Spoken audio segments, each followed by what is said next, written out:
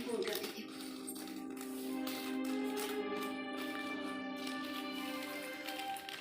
बाबू, कचौड़ी का मसाला तैयार कर दिया है ना? वो बैठी बैठा है।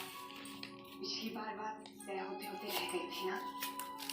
अब जानती है, हम उसे लड़के से अकेले में मिलने बाहर नहीं जा।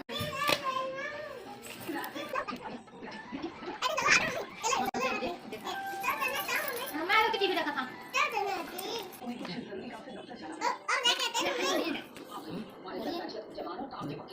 जरूरी काम आ गया तो आज चलेगी। हाँ बस काम तो काम है, ऐसा हो ही जाता है।